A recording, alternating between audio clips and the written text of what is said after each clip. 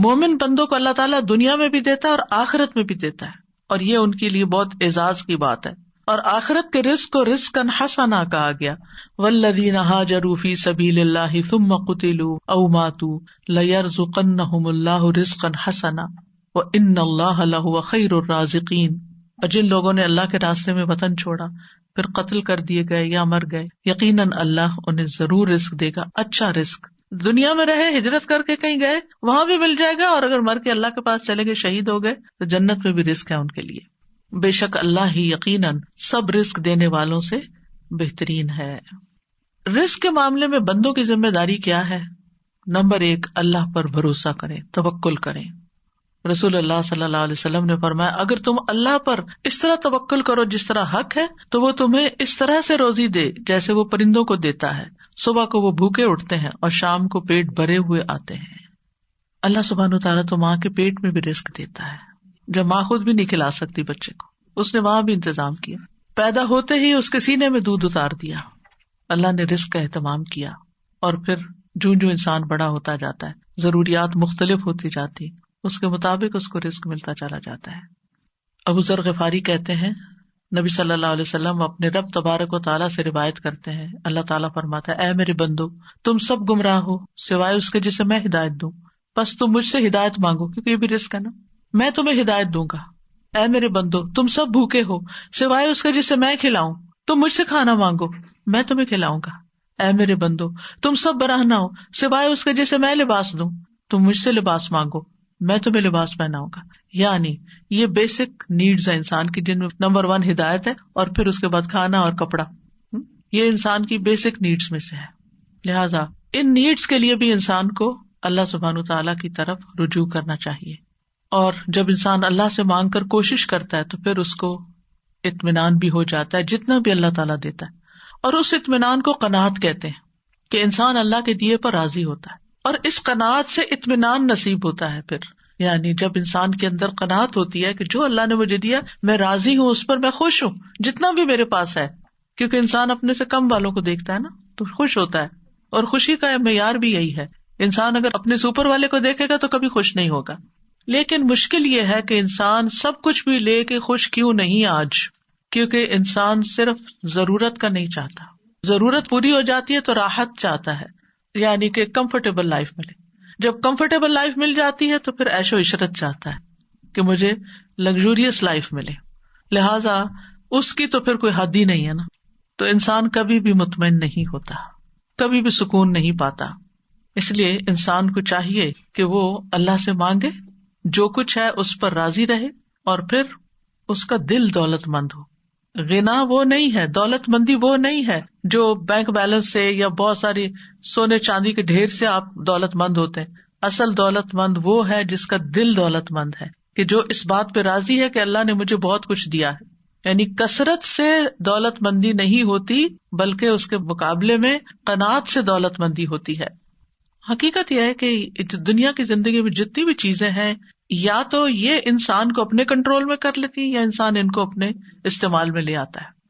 جب ضرورت کا ہوتا ہے تو سب چیزیں استعمال ہو رہی ہوتی ہیں، اور جب زیادہ ہو جاتا ہے تو وہ انسان کے اوپر بوجھ بن جاتا ہے کہ اس کو سنبھالو، رکھو، اس کی حفاظت کرو. وہ اسی کی پوجا میں پھر لگا رہتا ہے انسان، اور اپنے اعلیٰ مقصد زندگی کو بھول جاتا ہے کہ وہ دنیا میں صرف مال اسباب اکٹھا کر کے اس کی خدمت کرنے نہیں آیا، بلکہ وہ اللہ کی عبادت کے لیے آیا.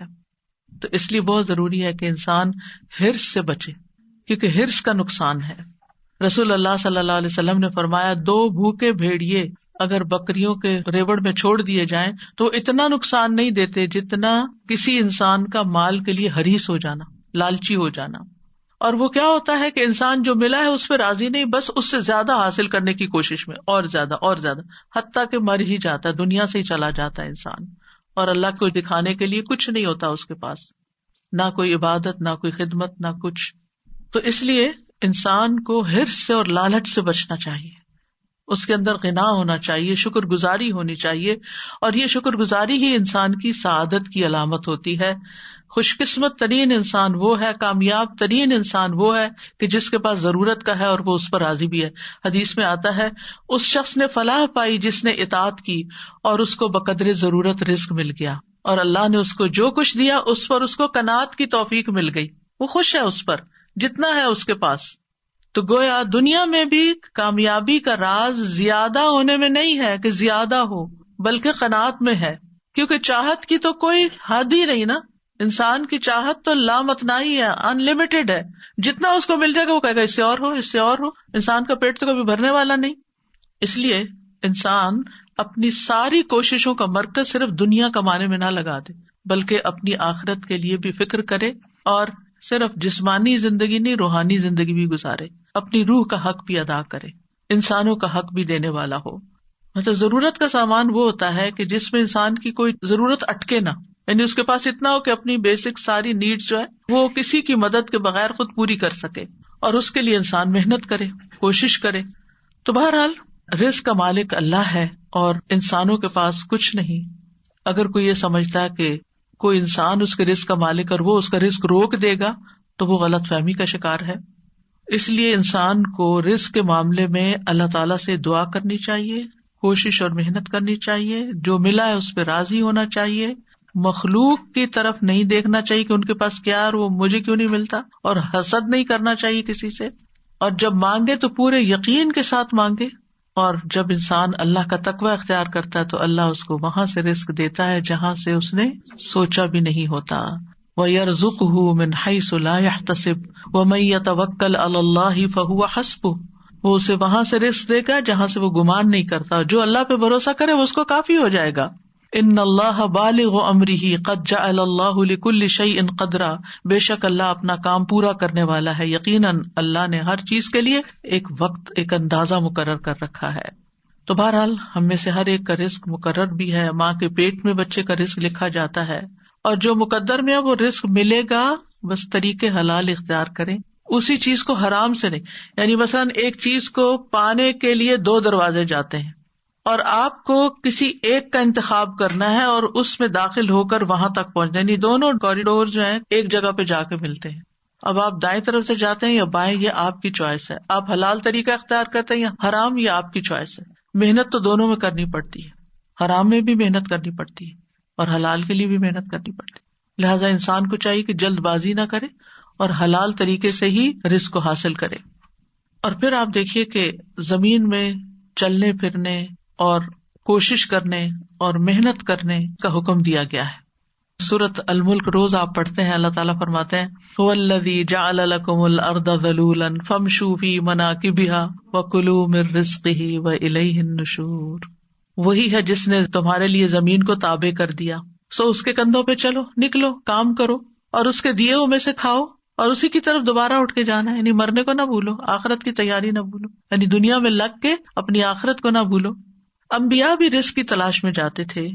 اسماعیل علیہ السلام کی شادی کے بعد ابراہیم علیہ السلام اپنے مکہ میں چھوڑے ہوئے خاندان کو دیکھنے کے لیے آئے تو اسماعیل علیہ السلام گھر پر نہیں تھے. جب کچھ دنوں کے بعد تشریف لائے تو اس مرتبہ بھی اسماعیل علیہ السلام گھر نہیں تھے. تو آپ ان کی بیوی کے پاس گئے، ان سے پوچھا کہ اسماعیل کہاں ہے؟ انہوں نے بتایا کہ ہمارے لیے روزی تلاش کرنے گئے ہیں، یعنی کام پر گئے ہیں. تو اس لیے لوگوں کے آگے ہاتھ پھیلانے کی بجائے انسان خود محنت کرے، کام کرے، اور پھر اعتدال سے کام لے. یعنی سارا اپنا وقت، ساری انرجی، ساری جوانی، ساری محنت، سارا ٹیلنٹ صرف اس پہ نہ لگا دے، بلکہ اللہ کی عبادت کے لیے بھی وقت نکالے، اللہ کے دین کی خدمت کے لیے وقت نکالے، بندوں کی خدمت کے لیے وقت نکالے. فضیل بن ایاز کہتے ہیں لوگوں نے سچائی اور حلال رزق کی طلب سے زیادہ افضل زینت کسی اور چیز کے ساتھ اختیار نہیں کی. ابو سعید خدری کہتے ہیں اے لوگو، تنگ دستی تمہیں رزق کو ناجائز مقام سے حاصل کرنے پر نہ اکسائے، اور پھر جو اسباب اللہ تعالیٰ پیدا کرے ان کو اختیار کرے. توکل اسباب کے ساتھ ہوتا ہے، اسباب کے بغیر نہیں.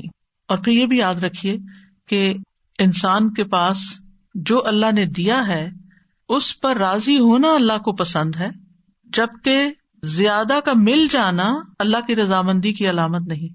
یعنی آپ کو جو ملا آپ اس پر اللہ سے راضی، لیکن اگر آپ زیادہ کے لالچ میں اور زیادہ مل گیا تو اس کا یہ مطلب نہیں کہ اللہ آپ سے بہت راضی ہے.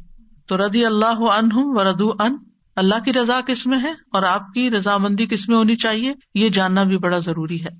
رزق کا گھٹنا بڑھنا اللہ کی طرف سے آزمائش بھی ہوتا ہے، اور کبھی رزق کی کمی خیر کا باعث بھی ہوتی ہے. اور کبھی رزق وافر مقدار میں ہونا خیر کا باعث ہوتا ہے۔ اللہ تعالیٰ کے لیے کچھ مشکل نہیں کہ سارے انسانوں کو وہ سب کچھ ہی دنیا میں ہی دے دیں جو وہ مانگ رہے ہیں، لیکن اس سے نقصان کیا ہوگا؟ اللہ تعالیٰ فرماتے ہیں اگر اللہ اپنے بندوں کے لیے رزق فراخ کر دیتا تو یقیناً وہ زمین میں سرکش ہو جاتے، لیکن وہ ایک اندازے کے ساتھ اتارتا ہے جتنا وہ چاہتا ہے، یقیناً وہ اپنے بندوں سے خوب باخبر ہے، خوب دیکھنے والا ہے۔ کبھی کبھی اللہ تعالیٰ اپنے بندوں کو فقر سے آزماتا بھی ہے۔ ابو سعید خدری کہتے ہیں انہوں نے رسول اللہ صلی اللہ علیہ وسلم سے پوچھا، اے اللہ کے رسول صلی اللہ علیہ وسلم، لوگوں میں آزمائش کے لحاظ سے سب سے زیادہ سخت کون ہوتے؟ کس کی آزمائش زیادہ ہوتی؟ فرمایا انبیاء۔ انہوں نے عرض کیا اس کے بعد کون؟ فرمایا علماء۔ عرض کیا پھر کون؟ فرمایا نیک لوگ۔ ان میں سے کسی کو جوؤں کے ساتھ آزمایا جاتا ہے یہاں تک کہ وہ اس کو مار ڈالتی، یعنی جسم کے اندر ایسے کیڑے پیدا ہو جاتے ہیں کہ وہ اس کی موت کا سبب بن جاتے ہیں۔ کسی کو فقر سے آزمایا جاتا ہے، یعنی غربت سے آزمایا جاتا ہے یہاں تک کہ وہ چھوٹی سی قمیص کے سوا کچھ نہیں پاتا، حالانکہ وہ بہت نیک ہوتا ہے، چنانچہ وہی وہ پہن لیتا ہے۔ ان میں سے کچھ لوگ جن کو اس طرح کی تکلیف دہ آزمائشوں سے گزارا جاتا ہے وہ اس آزمائش پر بہت خوش ہوتے ہیں بنسبت اس شخص کے جو کچھ دیے جانے پہ خوش ہوتا ہے۔ کیوں خوش ہوتا؟ آزمائش آ گئی اللہ کی طرف سے، جیسے ایوب علیہ السلام پہ آئی تھی تو اللہ سے ناراض نہیں تھے، وہ کہتے تھے یا اللہ پہلے میرے بیوی بچے بھی تھے اور میرے مال اسباب بھی تھے، ان کے لیے مجھے وقت نکالنا پڑتا تھا، جب میرے پاس کچھ نہیں رہا تو میرا سارا وقت تیرے لیے ہو گیا، اب تو صرف میں اور تو ہیں۔ تو وہ اس پر زیادہ خوش تھے حالانکہ بہت تکلیف میں تھے۔ تو کچھ لوگ تکلیف آنے پر بھی اللہ سے بڑے راضی ہوتے ہیں اور خوش رہتے ہیں۔ نبی صلی اللہ علیہ وسلم کو آپ دیکھیں، اللہ تعالیٰ کے پسندیدہ ترین بندے تھے، لیکن اکثر وقت فاقوں میں گزرتا تھا۔ ایک صحابی کہتے ہیں میں نے رسول اللہ صلی اللہ علیہ وسلم کو دیکھا، آپ سارا دن بھوک کی وجہ سے بے قرار رہتے تھے، یعنی بعض اوقات ایسے دن بھی آتے تھے خراب کھجور تک نہ پاتے تھے جس سے آپ پیٹ بھر لیں۔ حضرت عائشہ کہتی ہیں محمد صلی اللہ علیہ وسلم کے گھرانے نے اگر کبھی ایک دن میں 2 بار کھایا تو اس میں سے ایک وقت صرف کھجوریں ہوتی تھی، پکا ہوا کھانا نہیں ہوتا تھا، یعنی 1 meal a day ہوتا تھا۔ تو بہرحال یہ تو اللہ کا فیصلہ ہے، جس کو جتنا چاہے دے اور جس کا جب چاہے اپنی حکمت کے تحت کم کر دے۔ لیکن آج چونکہ ہمارا موضوع رزق میں کشادگی کی دعائیں ہیں تو ہم مختصراً دیکھ لیتے ہیں کہ دعاؤں کے علاوہ وہ کون سے اسباب ہیں جو رزق بڑھانے کا سبب بنتے ہیں، جن سے رزق میں اضافہ ہوتا ہے۔ تو اس میں پہلی چیز ہے ایمان اور تقوی اختیار کرنا۔ سورۃ الاعراف میں اللہ تعالیٰ فرماتے ہیں وَلَوْ أَنَّ أَهْلَ الْقُرَىٰ آمَنُوا وَاتَّقَوْا لَفَتَحْنَا عَلَيْهِمْ بَرَكَاتٍ مِّنَ السَّمَاءِ وَالْأَرْضِ وَلَٰكِن كَذَّبُوا فَأَخَذْنَاهُمْ بِمَا كَانُوا يَكْسِبُونَ۔ اور اگر واقعی بستیوں والے ایمان لے آتے اور بچ کر چلتے، تقوی اختیار کرتے، تو ہم ضرور ان پر آسمان اور زمین سے بہت سی برکتیں کھول دیتے، لیکن انہوں نے جھٹلایا تو ہم نے انہیں اس کی وجہ سے پکڑ لیا جو وہ کمایا کرتے تھے۔ تو ایمان اور تقوی سے رزق آتا ہے۔ پھر ایمان اور عمل صالح نیک اعمال کرنے والے کے لیے بھی رزق کا وعدہ ہے۔ سعید بن منصور سے مروی ہے، وہ ابن عباس سے روایت کرتے ہیں کہ ان سے اس آیت کے بارے میں پوچھا گیا من عمل صالحا من ذکر او انثى وهو مؤمن فلنحيينه حیاتا طیبہ، جو بھی نیک عمل کرے مرد ہو یا عورت اور مومن ہو تو ہم اسے ضرور پاکیزہ زندگی بسر کرائیں گے۔ تو اس کا مطلب کیا ہے؟ انہوں نے کہا حیاتا طیبہ کا معنی حلال رزق، یعنی اس کو حلال رزق عطا کریں گے، اور آخرت میں جب اللہ کے پاس جائے گا وَلَنَجْزِيَنَّهُمْ تو اپنے اعمال کا بہترین بدلہ پائے گا۔ ایمان، تقوی اور عمل صالح کے بعد اگلی چیز یہ ہے کہ انسان اپنے فرائض کو ادا کرے۔ قرآن مجید میں آتا ہے رجال لا تلہیہم تجارت ولا بیع عن ذکر اللہ واقام الصلاۃ، وہ مرد جنہیں اللہ کے ذکر سے اور نماز قائم کرنے اور زکوٰۃ دینے سے نہ کوئی تجارت غافل کرتی ہے، نہ کوئی خرید و فروخت۔ وہ اس دن سے ڈرتے ہیں جس میں دل اور آنکھیں الٹ جائیں گی، تاکہ اللہ انہیں اس کا بہترین بدلہ دے جو انہوں نے کیا، اور انہیں اپنے فضل سے زیادہ دے، اور اللہ جسے چاہتا بے حساب رزق دیتا ہے۔ تو اس سے کیا پتہ چلتا ہے کہ چاہے آپ بزنس کرتے ہیں، جاب کرتے ہیں، جب نماز کا وقت آ جائے تو آپ کو نماز کے لیے اٹھ جانا چاہیے۔ پھر اللہ کی اطاعت کے کام۔ عبداللہ بن مسعود سے روایت ہے، وہ کہتے ہیں رسول اللہ صلی اللہ علیہ وسلم نے فرمایا کوئی جان اپنے رزق کی تکمیل کے بغیر نہیں مرتی، بس تم اللہ سے ڈرو اور رزق کی تلاش میں میانہ روی اختیار کرو۔ کہیں ایسا نہ ہو کہ رزق کا مؤخر ہونا، ڈیلے ہونا تمہیں اس بات پہ اکسا دے کہ تم اللہ کی نافرمانیاں کر کے اس کی تلاش میں پڑ جاؤ۔ یاد رکھو جو کچھ اللہ کے پاس ہے وہ اس کی اطاعت کر کے ہی حاصل کیا جا سکتا ہے۔ ابن قیم کہتے ہیں جیسے اللہ کا تقوی اختیار کرنا رزق کے حصول کا باعث ہے، اسی طرح تقوی چھوڑ دینا فقر و فاقہ کا باعث بھی بن جاتا ہے. اسی طرح نافرمانیوں کو چھوڑنا رزق میں اضافے کا باعث بن جاتا ہے. پھر ہے شکر گزار بننا، جو ہے اس پہ شکر گزار رہیں، قناعت کریں اور شکر کریں. اللہ تعالیٰ کا وعدہ ہے لئن شکرتم لأزیدنکم، اگر تم نے شکر کیا تو میں تمہیں اور زیادہ نعمت دوں گا. پھر ہے توبہ استغفار کرنا. توبہ استغفار، نوح علیہ السلام نے اپنی قوم کو بتایا تھا فَقُلْتُ اسْتَغْفِرُوا رَبَّكُمْ إِنَّهُ كَانَ غَفَّارًا يُرْسِلِ السَّمَاءَ عَلَيْكُمْ مِدْرَارًا وَيُمْدِدْكُمْ بِأَمْوَالٍ وَبَنِينَ وَيَجْعَلْ لَكُمْ جَنَّاتٍ وَيَجْعَلْ لَكُمْ أَنْهَارًا. میں نے کہا اپنے رب سے معافی مانگ لو، استغفار کرو، یقیناً وہ ہمیشہ سے بہت معاف کرنے والا ہے، وہ تم پر بہت برستی ہوئی بارش بھیجے گا، اور وہ مالوں اور بیٹوں کے ساتھ تمہاری مدد کرے گا، تمہیں باغات عطا کرے گا، تمہارے لیے نہریں جاری کر دے گا. یعنی دنیا کے یہ سارے خوشگوار سامان زندگی تمہیں عطا کرے گا اگر تم استغفار کرتے رہے. یعنی گناہوں کی معافی مانگتے رہو تو اللہ سبحانہ وتعالیٰ دنیا میں بھی یہ نعمتیں تمہیں عطا کرے گا. اسی طرح ہود علیہ السلام نے کہا تھا وَيَا قَوْمِ اسْتَغْفِرُوا رَبَّكُمْ ثُمَّ تُوبُوا إِلَيْهِ يُرْسِلِ السَّمَاءَ عَلَيْكُمْ مِدْرَارًا وَيَزِدْكُمْ قُوَّةً إِلَىٰ قُوَّتِكُمْ وَلَا تَتَوَلَّوْا مُجْرِمِينَ. اے میری قوم اپنے رب سے بخشش مانگو، پھر اس کی طرف پلٹ آؤ، وہ تم پر بادل بھیجے گا جو خوب برسنے والا ہوگا، اور تمہیں تمہاری قوت کے ساتھ اور قوت دے گا، اور مجرم بنتے ہوئے منہ نہ موڑو. صالح علیہ السلام نے اپنی قوم کو کہا وَأَنِ اسْتَغْفِرُوا رَبَّكُمْ، اور یہ کہ اپنے رب سے معافی مانگو، ثُمَّ تُوبُوا إِلَيْهِ، پھر اس سے توبہ کرو، يُمَتِّعْكُمْ مَتَاعًا حَسَنًا إِلَىٰ أَجَلٍ مُّسَمًّى، وہ ایک خاص مدت تک تمہیں اچھا سامان زندگی دے گا، کیونکہ ہر ایک کو پھر موت تو آنی ہے. وَيُؤْتِ كُلَّ ذِي فَضْلٍ فَضْلَهُ، اور ہر صاحب فضل کو اس کا فضل عطا کرے گا. پھر اسی طرح تسبیحات کی کثرت سے بھی رزق میں اضافہ ہوتا ہے، تسبیح پڑھنا. نوح علیہ السلام کی وفات کا وقت جب قریب آیا تو انہوں نے اپنے بیٹے سے فرمایا، اور باتیں بھی تھی، اس میں ایک یہ بھی تھی کہ سبحان اللہ و بحمدہ کا ورد کرتے رہنا یہ ہر چیز کی نماز ہے، اور اس کے ذریعے مخلوق کو رزق ملتا ہے. تو جسے رزق کی تنگی ہو وہ تسبیح کی کثرت کر دے. پھر پے در پے حج اور عمرہ کرنے سے فقر دور ہوتا ہے. نبی صلی اللہ علیہ وسلم نے فرمایا حج اور عمرے پے در پے کیا کرو، کیونکہ یہ دونوں فقر اور گناہوں کو اس طرح ختم کر دیتے ہیں جیسے بھٹی لوہے، سونے اور چاندی کے میل کو ختم کر دیتی ہے. پھر صلہ رحمی کرنے سے رزق میں برکت ہوتی ہے، رشتہ داروں کو دینے سے، ان کے ساتھ نبھانے سے، ان سے اچھا سلوک کرنے سے. رسول اللہ صلی اللہ علیہ وسلم نے فرمایا جس شخص کو پسند ہو کہ اس کے رزق میں وسعت ہو یا اس کی عمر دراز ہو، اسے چاہیے کہ صلہ رحمی کرے.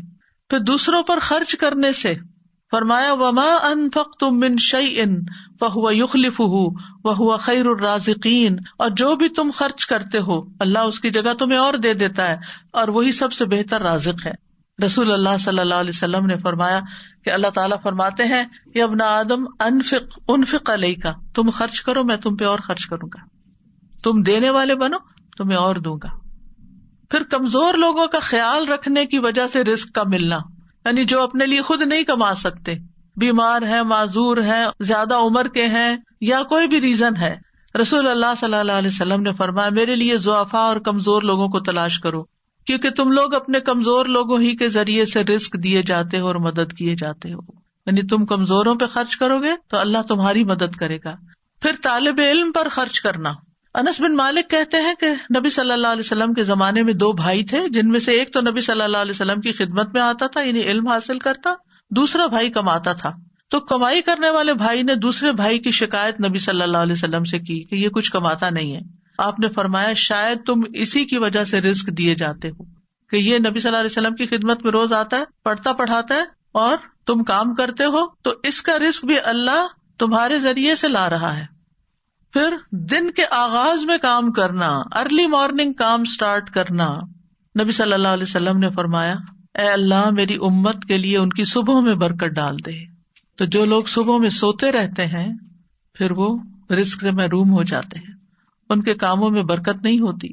آپ صلی اللہ علیہ وسلم کو جب کوئی مہم یا لشکر روانہ کرنا ہوتا تو انہیں دن کے پہلے حصے میں روانہ کرتے، ارلی مارننگ بھیجتے تھے. ٹریولنگ ہوتی، کوئی کام ہوتا صبح سویرے، یعنی لاسٹ مومنٹ پہ ڈیلیٹ نہیں کرتے تھے. سخر رضی اللہ عنہ ایک تاجر صحابی تھے، وہ اپنے کارندوں کو یعنی جو سیلز مین وغیرہ ہیں ان کو دن کے پہلے حصے میں روانہ کر دیتے تھے چنانچہ وہ مالدار ہو گئے، ان کا مال خوب بڑھ گیا، کیونکہ اس حدیث کو روایت کرنے والے بھی وہی ہیں، انہوں نے اس بات کو پکڑ لیا، اس پہ عمل کیا اور خود بھی فائدہ اٹھایا۔ پھر خرید و فروخت میں سچ بولنا، سچ سے برکت ہوتی ہے اور جھوٹ سے تجارت کی برکت ختم ہو جاتی ہے۔ پھر اسی طرح ایک قول ہے کہ 4 چیزیں رزق لاتی ہیں: رات کا قیام، تہجد پڑھیں، سحری کے وقت کثرت سے استغفار، صدقہ کرتے رہنا، اور دن کے پہلے اور آخری حصے میں اللہ کا ذکر کرنا، صبح و شام اللہ کا ذکر، نمازوں کے علاوہ ذکر کی بات ہے۔ رزق سے کچھ چیزیں محروم بھی کر دیتی ہیں، سب سے بڑی چیز گناہوں کی وجہ سے رزق سے محرومی ہو جاتی ہے۔ حسن بصری کہتے ہیں، اللہ کی قسم وادل میں تمہارے لیے رزق ہے، لیکن تم اپنی غلطیوں اور اعمال کی وجہ سے اس سے محروم کر دیے جاتے ہو، یعنی تم پہ نہیں برستا۔ ناشکری رزق برباد کر دیتی ہے، جو ہوتا ہے وہ بھی صحیح استعمال نہیں ہوتا، ضائع ہو جاتا ہے۔ جو قوم سبا کی مثال قرآن میں آتی ہے، اور ایک بستی کی جو امن والی مطمئن تھی، لیکن انہوں نے ناشکری کی تو خوف اور بھوک ان پہ مسلط ہو گئی۔ پھر خرچ نہ کرنا، دینا نہیں کسی کو، استعمال نہ کرنا، صرف جوڑ کے رکھنا۔ حضرت اسماء کہتی ہیں، ایک مرتبہ رسول اللہ صلی اللہ علیہ وسلم میرے پاس سے گزرے، اس وقت میں کچھ گن رہی تھی اور ناپ رہی تھی۔ آپ نے فرمایا، اسماء گن کے نہ رکھو، ورنہ اللہ بھی تمہیں گن کر دے گا۔ کہتی ہیں کہ رسول اللہ صلی اللہ علیہ وسلم کے اس ارشاد کے بعد میں نے اپنے پاس سے کچھ جانے والے کو یا آنے والے کو شمار نہیں کیا، دے دیتی تھی ایسے ہی، اور آ جاتا تھا اور گن کے نہیں رکھتی تھی، بس جو آ گیا، جو چلا گیا۔ اور جب بھی میرے پاس اللہ کا کوئی رزق ختم ہوا، اللہ نے مجھے اس کا بدل عطا کر دیا۔ پھر خرچ نہ کرنے سے مال ضائع ہو جانا۔ ابو ہریرہ کہتے ہیں، نبی صلی اللہ علیہ وسلم نے فرمایا، کوئی دن ایسا نہیں کہ جب بندے صبح کو اٹھتے ہیں تو 2 فرشتے آسمان سے نہ اترتے ہوں۔ ایک فرشتہ کہتا ہے، اللہ خرچ کرنے والے کو اس کا بدلہ عطا کر، اور دوسرا کہتا ہے، اللہ روک کر رکھنے والے کے مال کو ضائع کر دے۔ پھر اسی طرح ہر آنے والا بچہ اپنا رزق لے کے آتا ہے، اس کو قتل کر دینا، ختم کر دینا، رزق کا دروازہ بند کرنا ہے۔ پھر قطع رحمی کرنا۔ رسول اللہ صلی اللہ علیہ وسلم نے فرمایا، جس نیکی کا اجر بہت جلدی ملتا ہے وہ صلہ رحمی ہے۔ یہاں تک کہ کچھ گھرانوں کے لوگ فاجر و فاسق ہوتے ہیں، لیکن جب وہ صلہ رحمی کرتے ہیں تو ان کے مال بڑھ جاتے ہیں، ان کے افراد بڑھ جاتے ہیں۔ پھر اسی طرح لوگوں سے مانگنا۔ رسول اللہ صلی اللہ علیہ وسلم نے فرمایا، جو شخص ایک مرتبہ مانگنے کا دروازہ کھول لیتا ہے، اللہ اس پر تنگ دستی کا دروازہ کھول دیتے ہیں، یعنی اس کو محتاج ہی کرتے ہیں۔ یعنی صرف دوسروں کے مال پر نظر رکھنا، دوسروں کی کمائی پر زندگی گزارنا، اور صرف ان ہی کے مال پہ توقع رکھ کر خود کچھ نہ کرنا، اس سے انسان کے اندر جرت اور حوصلہ ختم ہو جاتا ہے، اس کا کانفیڈنس ختم ہو جاتا ہے۔ اور پھر آخر میں ہے دعائیں۔ سب سے پہلی دعا تو یہ، ورزقنا وانت خیر الرازقین۔ اسی طرح اللہم ورزقنی، نبی صلی اللہ علیہ وسلم نے فرمایا، جب تم اللہم ورزقنی کہو گے تو اللہ تعالیٰ کہے گا میں نے رزق دینے کا فیصلہ کر لیا۔ پھر اللہم اغفر لی وارحمنی وعافنی وارزقنی، اے اللہ مجھے بخش دے، مجھ پہ رحم فرما، مجھے عافیت دے، مجھے رزق عطا فرما۔ ایک صحابی کہتے ہیں کہ نبی صلی اللہ علیہ وسلم کے پاس کوئی شخص آ کر عرض کرتا، یا رسول اللہ صلی اللہ علیہ وسلم، جب میں اپنے رب سے دعا کروں تو کیا کروں، کیا کہوں؟ تو آپ نے اس کو یہی دعا سکھائی کہ بخشش مانگو، رحم مانگو، اور عافیت مانگو، رزق مانگو۔ تو آپ دیکھیں کہ جب اللہ تعالیٰ کی رحمت آتی تو ہر طرح کی خیرات و برکات آ جاتی ہیں، اور جب عافیت ہوتی ہے تو ہر طرح کے فتنوں سے انسان محفوظ ہو جاتا ہے، ہر طرح کی آزمائشوں سے بچ جاتا ہے، اور جب رزق آتا ہے تو انسان بے نیاز ہو جاتا ہے، فقر سے بچ جاتا ہے۔ بہت ہی خوبصورت دعا ہے۔ اسی طرح ایک اور دعا میں آتا ہے، اللہم اغفر لی وارحمنی واہدنی وارزقنی، ایک اور ورژن یوں ہے، یہاں ہدایت کا اضافہ ہے۔ پھر ہے اللہم انی اسألک علما نافعا ورزقا طیبا وعملا متقبلا۔ حسن بصری کہتے ہیں، علم 2 طرح کے ہیں، زبان کا علم اور دل کا علم۔ بس دل کا علم نفع بخش علم ہے، اور زبان کا علم اللہ کی طرف سے ابن آدم پر حجت ہے۔ علم نافع وہ ہے جو بندے کے اندر سکینت اور اللہ کی خشیت پیدا کر دے، اور صرف زبان پر ہی علم کا ہونا، صرف باتیں کرنا جو ہے وہ علم نافع نہیں ہوتا، کہ آپ کو بہت ساری باتیں پتہ ہے لیکن آپ کرتے کراتے کچھ نہیں، عمل کے وقت زیرو ہے۔ اور رزق حلال طیب جو انسان محنت سے کماتا ہے، اور خبیث وہ جو انسان حرام سے لیتا ہے، اور مقبول عمل وہ جو خالص اللہ تعالیٰ کی رضا کے لیے کیا جاتا ہے۔ اگلی دعا ہے، اللہم انی اعوذ بک من الفقر والقلۃ والذلۃ واعوذ بک من ان اظلم او اظلم۔ اے اللہ میں فقر و فاقہ، قلت اور ذلت سے تیری پناہ میں آتا ہوں، کیونکہ فقر و فاقہ قلت اور ذلت لاتا ہے، اور اس بات سے تیری پناہ میں آتا ہوں کہ میں کسی پہ ظلم کروں یا مجھ پہ کوئی ظلم کرے. رسول اللہ صلی اللہ علیہ وسلم یہ دعا کیا کرتے تھے. دعا اصل میں کیا انسان کی تڑپ کا اظہار ہے. انسان کسی چیز کی بہت خواہش کرے اور پھر وہ لوگوں کی طرف دیکھنے کی بجائے اللہ سے مانگے. تو جب انسان اپنی پوری توجہ اللہ سبحانہ وتعالیٰ کی طرف کر دیتا ہے اور پھر جو اس کے دل کی باتیں ہوتی ہیں وہ زبان سے نکلنا شروع ہوتی ہے, تو یہ سب سے بہترین دعا ہوتی ہے. اور جو شخص حقیقی معنوں میں محتاجی سے بچنا چاہتا ہوگا پھر وہ ضرور یہ دعا کرے گا کہ اللہ تعالیٰ مجھے فقر سے بچانا. اور پھر جو شخص ذلت سے ڈرتا ہوگا وہ بھی یہ دعا کرے گا کہ اللہ ذلت سے بچانا. اور اسی طرح قلت سے بھی کہ اللہ, جیسے کہتے پنجابی میں لوڑ کی تھوڑ نہ ہو, یعنی جو چیزیں ضرورت ہے وہ کم نہ پڑے. اور پھر اسی طرح میں کسی پہ ظلم نہ کروں اور کوئی مجھ پہ ظلم نہ کرے. بہت ہی خوبصورت دعا ہے. یعنی نہ میں کسی کے حق میں زیادتی کروں نہ کوئی میرے حق میں زیادتی کرے, نہ میں لوگوں کی نگاہوں میں ذلیل ہوں کہ وہ مجھے حقیر جانے اور مجھے ذلیل و خوار کر دیں. پھر دعا ہے لا الہ الا اللہ الواحد القہار رب السماوات والارض وما بینہما العزیز الغفار. نہیں کوئی معبود برحق مگر اللہ جو اکیلا اور زبردست ہے, آسمانوں زمین اور ان دونوں کے درمیان کی تمام چیزوں کا رب ہے اور غالب اور بہت بخشنے والا ہے. حضرت عائشہ فرماتی ہے کہ نبی صلی اللہ علیہ وسلم جب رات کو بھوک کی شدت کی وجہ سے کروٹیں بدلتے تھے تو یہ دعا پڑھا کرتے تھے. اللہ تعالیٰ کی صفت القہار اس میں بیان ہوئی ہے جو ساری مخلوق پر غالب ہے, اور العزیز کہ جو کامل عزت کا مالک ہے, زبردست ہے, غفار جو بہت زیادہ گناہوں کو بخشنے والا ہے. تو یہاں پر آپ دیکھیں کہ ایک طرف توحید کا بیان ہے اللہ تعالیٰ کی اور دوسری طرف اللہ تعالیٰ کی صفات ہے. پھر ہے اللہم اکفنی بحلالک عن حرامک واغننی بفضلک عمن سواک. اے اللہ اپنے حلال کے ذریعے حرام سے میری کفایت فرما اور اپنی مہربانی سے مجھے اپنے علاوہ ہر ایک سے بے نیاز کر دے.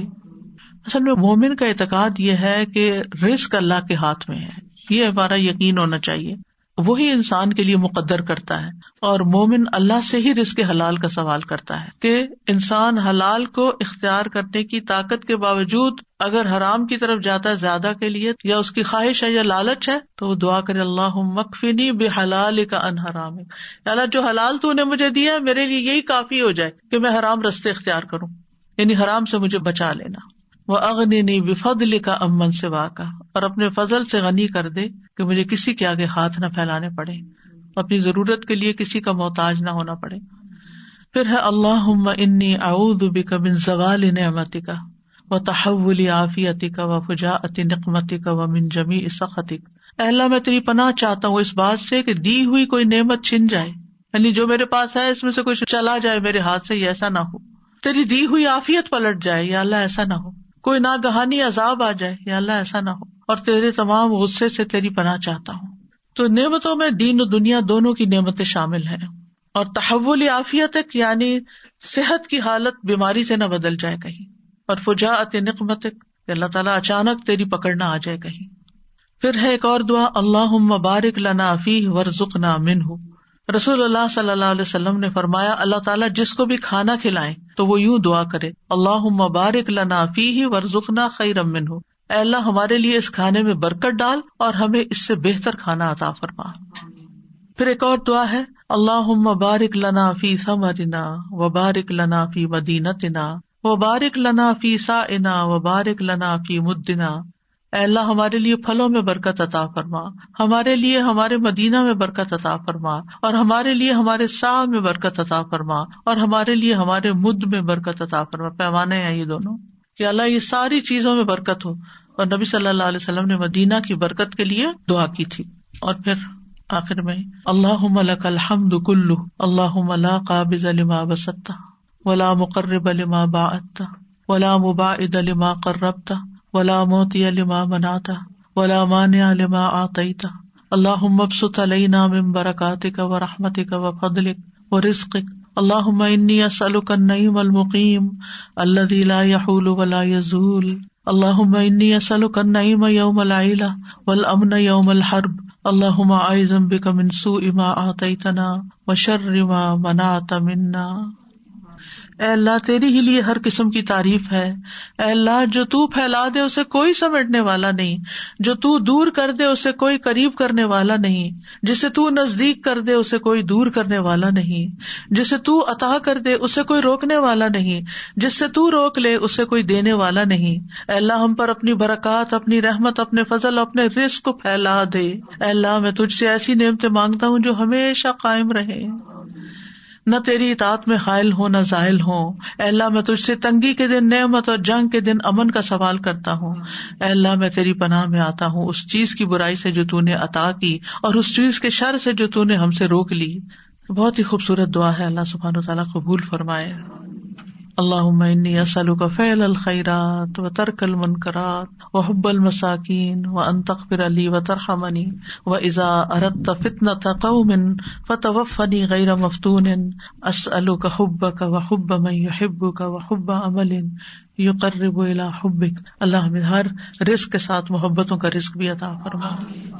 یہ دعائیں جو ہیں اس پمفلٹ میں بھی ہیں, رزق میں کشادگی کی دعائیں. آپ اگر ایک چھوٹی سی باسکٹ بنا لیں نا تو سارے کارڈز اس میں رکھ دیا کریں, اور اگر ہو سکے تو نماز کی جگہ کے قریب کہ ایک نماز کے بعد ایک اٹھایا, سارے ذکر کر لیے, دوسرے کے بعد دوسرا اٹھایا, تیسرے کے بعد تیسرا اٹھایا, چوتھے کے بعد چوتھا, یا کوئی بھی اور آپ کا جو فارغ وقت جس سے کہتے ہیں نا آپ کی کوئی ہابی ٹائم, تو وہ دعا بنا لیں اپنی کہ آپ دعا والی ٹیبل کے پاس بیٹھ جائیں اور کوئی نہ کوئی چیز اٹھا کے اللہ سے مانگنا شروع کر دیں.